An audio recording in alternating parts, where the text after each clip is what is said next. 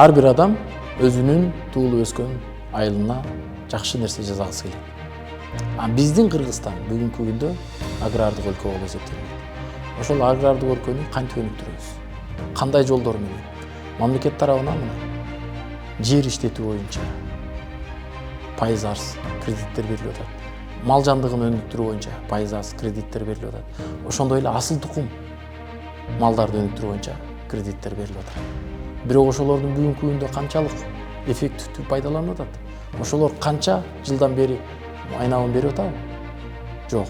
Бул суроо өзгөчө жаралат. Анткени себеби бүгүнкү күндө биздин дыйкандарыбыз мамлекет дыйкандардын көтөрүлүшүнө мамлекет гана гарант болуш керек. Эмне себептен? Например, айыл чарба тармагы боюнча мына айта турган болсок, биздин район Кочкор району мына картошка менен, балыкчы туризм менен. Жумгалы району картошка бар бул жерде, жүгөрү бар, мына өзгөчө. Тогуз Тарау району арпа буудай менен. Буларды эмне себептен айтып атам? Бүгүнкү күндө мамлекет гарант болгондо гана биздин дыйкандар өнүгө алат. Биринчиси эмне себептен? Биздин бүгүнкү күндө мына картошканын баасы быйыл 30 сомго чыгып атат. Дыйкандар кандай сүйүнүп атат? Бул мамлекет гарант болуш керек. Эмдиги жылы картошка айдагыла толугу менен, биз сиздерге гарант катарында 23 сомдон кем албайбыз десе, элдин баардыгы жапа тырмак айдайт. Ошондо бирдиктүү саясат жүрүш керек. Биз быйыл мына 32 сом болду, кийинки жылы ушул баардыгы 32 сом болду деп картошканы айдайт, кийинки жылы 10 сомго чыгат. 10 сомго түшөт. 10 сомго түшкөндө дыйкан эмне болот? Бул күйөт. Ошон үчүн мен ойлойм, бирдиктүү саясат болуш үчүн биздин мамлекетибиз гарант катарында өзүнүн өндүргөн продукциясы боюнча ар бир районго өзүнүн өндүргөн продукциясы боюнча гарант болсо, ошону дыйкан коркпостон айдайт. Бул биринчи жагы. Экинчи жагы биздин Союз убагында сиздер билесиздер, мына Союздагы адамдарыбыз тандырбайт, жерди өзүнүн баласын баккандай баккан.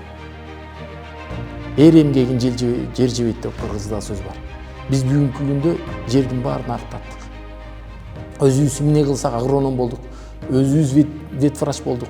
Баардыгын биз чаржайыт кылдык. Мына ошонун баардыгын бир нукка алып келиш керек. Нукка алып келиш үчүн эмне керек? Буга специалисттер керек. Специалист болуш үчүн эмне кылыш керек? Аларды окутуш керек. Ошолордун баардыгын, чын жырчалардын баарын биз калыбына келтирбесек, эртеңки күнү биздин мамлекетибиздин өсүшү кыйын болот. Ошону менен катар мына биздин Жумгалы районунда, Кочкор районунда, Балыкчы шаарында, Тогуз Тарау районунда айдалбай жаткан канчалаган гектар жерлерибиз бар. Мына ошолорду тамчылатып сугаруу боюнча биз бирдиктүү программа иштеп чыктык. Ошонун алкагында биз миңдеген гектар жерлерди өздөштүрсөк болот. Муну менен мен эмнени айткым келет? Өзүбүздүн басып өткөн жолубузда жасаган иштерибизди айткым келет. Мына Кочкор району боюнча айта турган болсом, Сөөктүн суусу. Урматтуу туугандар. Үстүнөн 10-12 кулак суу келет. Мантыштан өткөндөн кийин суу эч кандай жок болуп кетет. Жер астына сиңип кетет. Мына ошол келип кийинки бул Молдо кылычтан келип чыгат. Ортодогу Чолпон айынын бүгүнкү күндө кагыраган талабы болуп турат. Муну эмне кылыш керек? Биз дүкер менен сууну алып келиш керек. Дүкер менен сууну алып келиш үчүн биз анализдерди чыгарып, проектин жасаш керек. Ошонун алкагында гана биздин түшүмдүүлүгүбүз көтөрүлөт. Суу болмоюнча биздин түшүм эч качан мол болбойт. Ошон үчүн мен ойлойм, урматтуу туугандар, мына Балыкчы шаарын ала турган болсок, Балыкчы шаарынын толугу менен жолдун үстүнкү бети толугу менен кагыраган талаа болуп жатат. Буга тамчылатып сугаруу менен бүгүнкү күндө кандай деген биздин мыкты өсүмдүктөрүбүз бар. Ошол өсүмдүктөрдүн баарын айдасак Балыкчы шаары эмне болбойбу? Болот. Биз муну жасашыбыз керек. Ал үчүн биздин бүгүнкү күндө жогорку кеңеште мыйзамдарды кабыл алып, өкмөткө сунуштарды берип, өкмөт менен чогуу чечишибиз керек. Мен ошондо гана агрардык өлкөнүн негизги максатын гана көрүп атам.